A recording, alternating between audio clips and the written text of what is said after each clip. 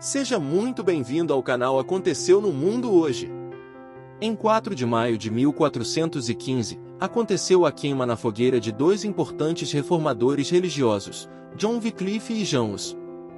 Wycliffe, teólogo e filósofo inglês, foi conhecido por suas críticas à Igreja Católica Romana e sua defesa da tradução da Bíblia para o inglês vernáculo.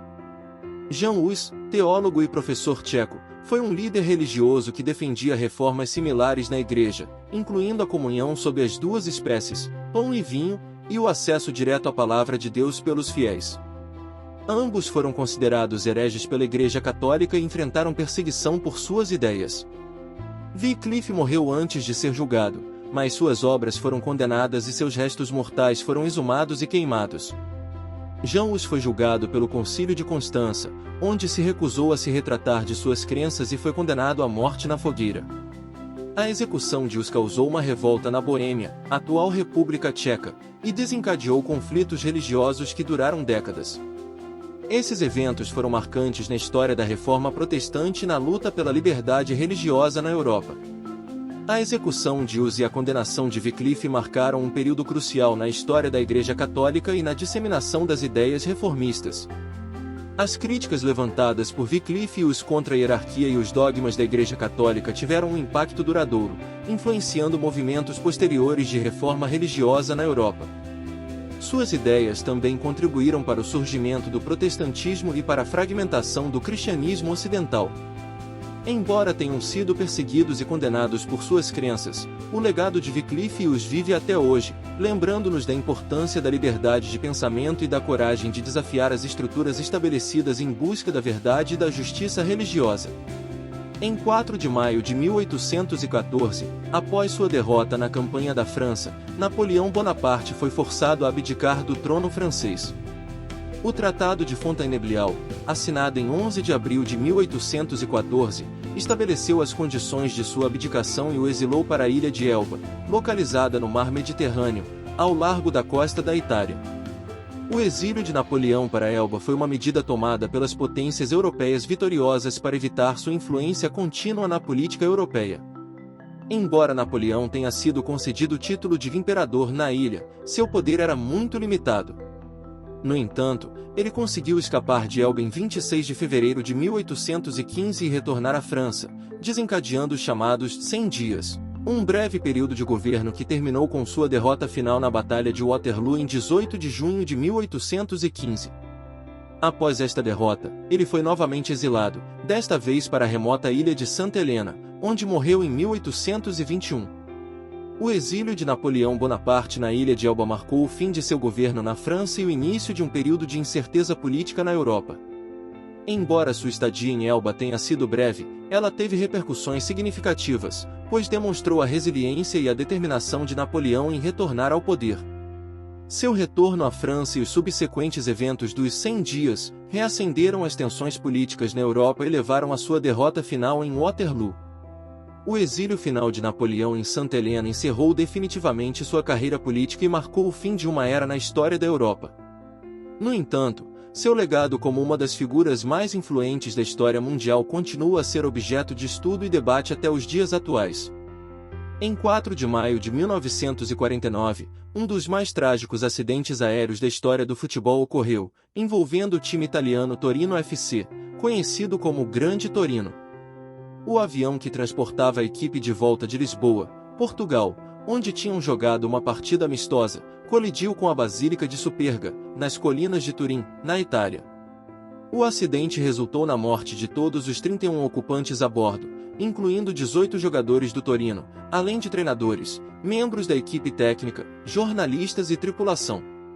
A tragédia chocou não apenas a Itália, mas o mundo do futebol como um todo, já que o Torino era uma das equipes mais dominantes da época e tinha acabado de conquistar o 4º título consecutivo da Série A italiana. A tragédia do acidente aéreo com o Torino FC teve um impacto devastador não só no clube, mas também no futebol italiano como um todo. O time, que havia sido uma força dominante no cenário do futebol, foi dizimado em um instante, deixando um vazio emocional e esportivo que seria difícil de preencher. O desastre também gerou uma onda de solidariedade nacional e internacional, com clubes e torcedores de todo o mundo expressando condolências e apoio ao Torino e às famílias das vítimas. Apesar da tragédia, o Torino tentou se reconstruir ao longo dos anos, mas nunca mais conseguiu atingir o mesmo nível de sucesso e glória da época do Grande Torino. O legado da equipe e a memória das vítimas continuam a ser lembrados e honrados até hoje, tanto dentro quanto fora do mundo do futebol.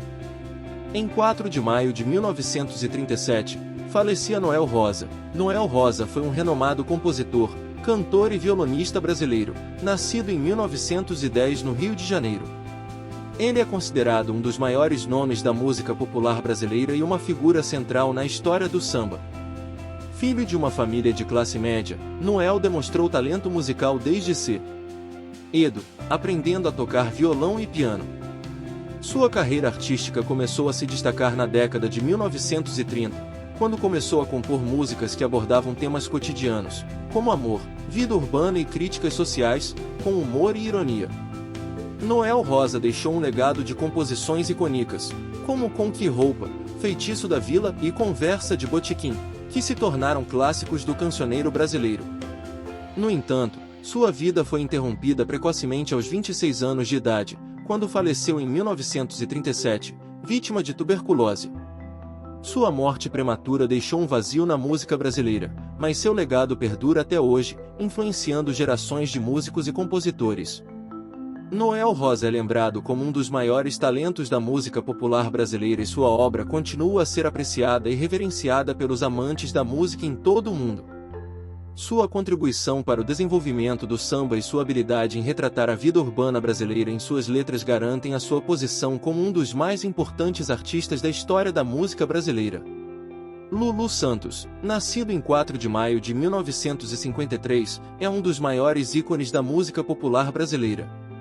Com uma carreira que abrange décadas, ele é reconhecido por sua habilidade como cantor, compositor e guitarrista. Lulu ganhou destaque nos anos 1980 com hits como Tempos Modernos, Apenas Mais Uma de Amor e Como Uma Onda, que se tornaram clássicos da música brasileira. Sua versatilidade musical, combinando elementos de pop, rock, funk e música eletrônica, contribuiu para sua longevidade e relevância na cena musical brasileira. Ao longo de sua carreira, Lulu Santos acumulou prêmios e reconhecimentos, além de uma base de fãs dedicada. Sua música continua a influenciar e inspirar gerações de artistas e fãs da música brasileira. Além de seu sucesso como artista solo, Lulu Santos também é conhecido por sua colaboração com outros músicos e por seu trabalho como produtor musical. Ele ajudou a moldar o som de vários artistas brasileiros e contribuiu para o desenvolvimento da música pop nacional. Sua habilidade em criar melodias cativantes e letras envolventes o tornou uma figura querida não apenas no Brasil, mas também em outros países de língua portuguesa. Lulu Santos é um exemplo de como a música pode transcender fronteiras e unir pessoas através de sua universalidade e poder emocional. Sua música é um testemunho duradouro de seu talento e impacto na cultura brasileira e continua a ser apreciada por milhões de fãs em todo o mundo.